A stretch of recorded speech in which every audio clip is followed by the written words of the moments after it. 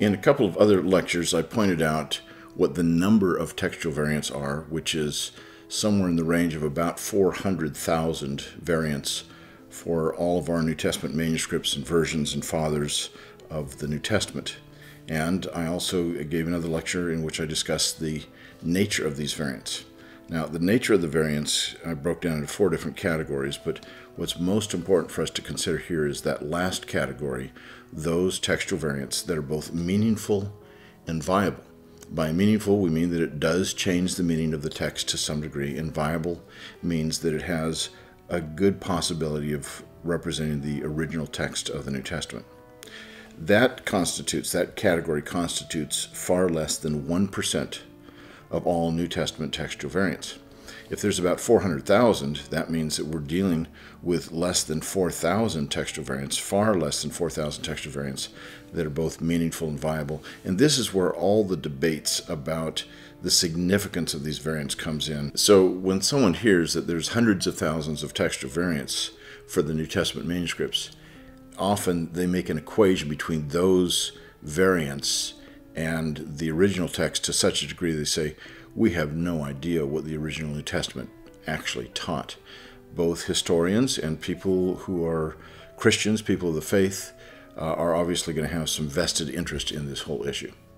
Now, when it comes to those that are both meaningful and viable, one of the most remarkable things is that there seems to be no cardinal doctrine of Christians that is impacted by these viable variants.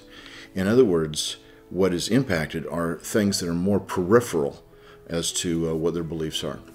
For example, the Christian faith historically, going through the first 7 creeds and beyond that, embraced the virgin birth of Christ. They embraced the deity of Christ, the Trinity, that Jesus bodily rose from the dead, those kinds of things. All of that is completely intact in these textual variants because none of those teachings of the New Testament is impacted by any of the viable variants. Now, to be sure, there are going to be verses here and there that John 1:18 in one set of manuscripts seems not to affirm the deity of Christ, while in another set it seems to affirm the deity of Christ. 1 Timothy 3:16 in one group of manuscripts says who was manifest in the flesh, and another group says God was manifest in the flesh, both of them referring to Jesus. One of them seems to be an explicit affirmation of the deity of Christ, while the other one does not. That's certainly true on that level, but that doesn't mean that overall the New Testament text is altered significantly to change one of these beliefs. In other words, if someone didn't have 1 Timothy 3:16, he'd have plenty of other verses that the New Testament seems to affirm the deity of Christ. Same thing with the resurrection of Christ. Mark's gospel, I believe, ended originally at verse 8 of chapter 16. There you have Jesus appearing to the angels and telling the angels that they need to talk to these women and that he'll meet his disciples in Galilee. And so the angels tell the women that Jesus is not here, he's risen, he's gone on ahead of you to Galilee. So the women get an angelic testimony that Jesus is raised from the dead, but there is no appearance by Jesus in Mark's gospel of his resurrection. Some would want to turn that into saying Mark's gospel therefore does not affirm the resurrection of Christ, which really is nonsense. It's not even a careful reading of the text.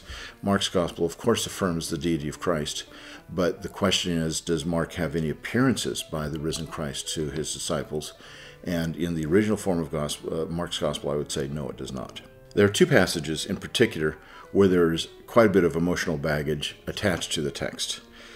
There are only 2 texts in the New Testament where we have more than a couple of verses that are either added or deleted by any major group of manuscripts, and especially those that have made it into translations. We're talking about Mark chapter 16, verses 9 through 20, and John chapter 7, verses 53 through 8:11. These 2 passages are 12 verses each, while as the next largest one to add or lack material is 2 verses, and we only have about 24 places where there's 1 or 2 verses that are added or deleted depending on what the manuscript testimony says. Those 2 passages then make a quantum leap 6 times the size of the next largest passage, and through a tradition of timidity, those 2 texts have found their ways into translation of the Bible ever since the King James and beyond especially, even though now modern scholars would say most likely these two passages at the end of Mark and the middle of John do not belong in our Greek New Testaments.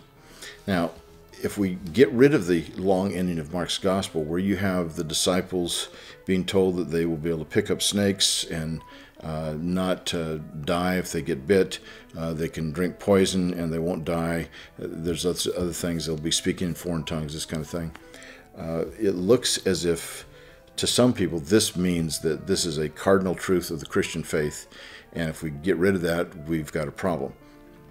However, what really has happened with Mark's Gospel is the later editor for those 12 verses who added that to Mark's Gospel, did it very early on, early in the 2nd century, got it most likely from the book of Acts and then from some material out of Luke and Matthew, because we read about how Paul was bit by a snake and he didn't die, and those sorts of things. There was early church tradition about some other issues that probably crept into that ending of Mark's Gospel.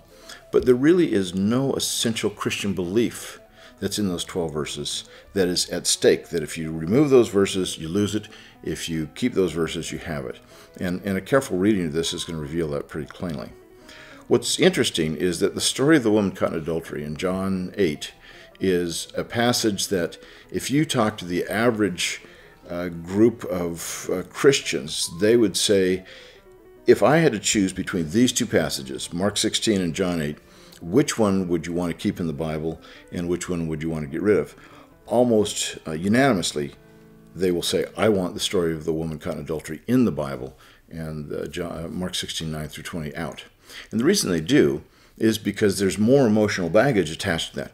Here's a wonderful story about the forgiveness that Jesus expresses towards this woman, and it's the kind of a thing that Christians over the centuries have said, this is what Jesus is really like.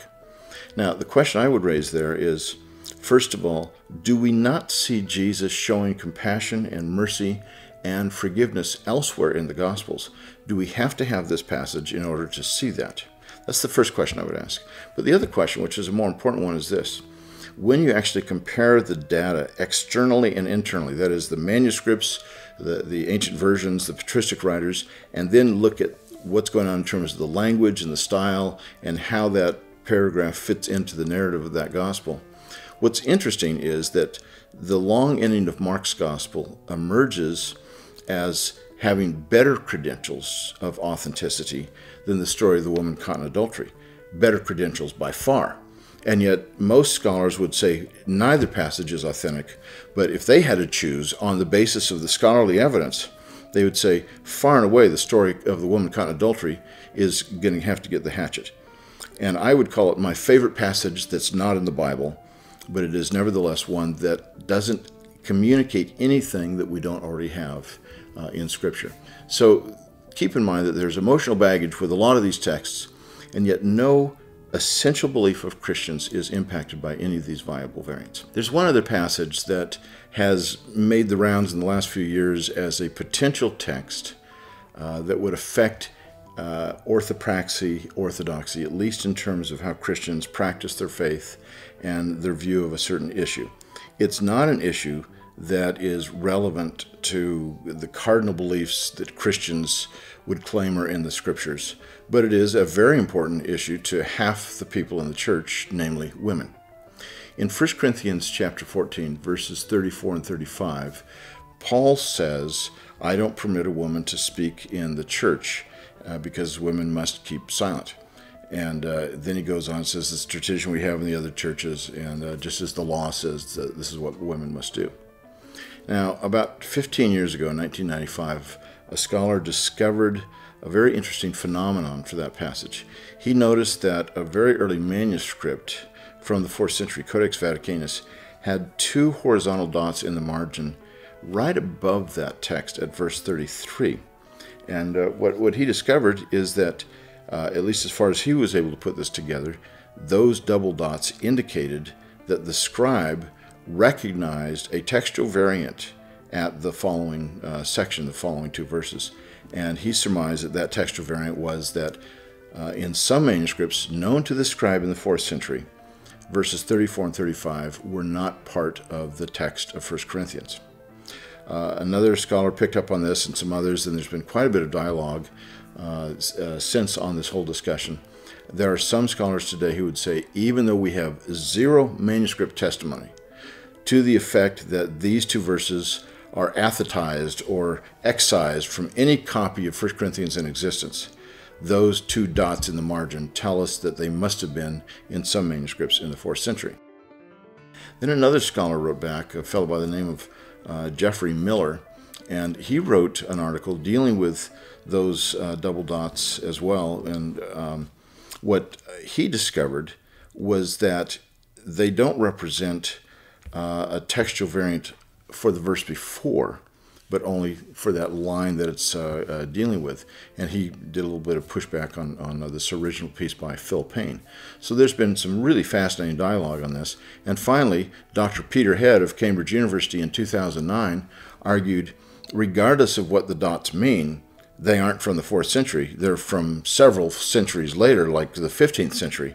And so he hasn't gotten that article published yet, but there's been really interesting dialogue about this. What this means at bottom is this. Even if there are no manuscripts that would say, let the women keep silent in the churches, in other words, there's none that deny that omit those two verses, there are some scholars, and some very reputable scholars, who would say those two verses are not authentic. On the other hand, you've got the evidence so far has been rather scanty, a couple of dots in the margin, and those dots have been interpreted in 3 or 4 different ways in terms of the date when they were written and as to what they discuss. Finally, when you look at this issue, the bottom line question is this: does this affect a cardinal belief of Christians? And the role of women obviously is a hot button issue, a very important issue that Christians especially need to deal with and how they relate to what Paul is saying on this. But it is not something that affects the essence of the Christian faith. It is not a cardinal doctrine. It's not part of the creeds that the church has always embraced, but it's one in which there's quite a bit of emotional baggage, and rightly so for that. But that's it.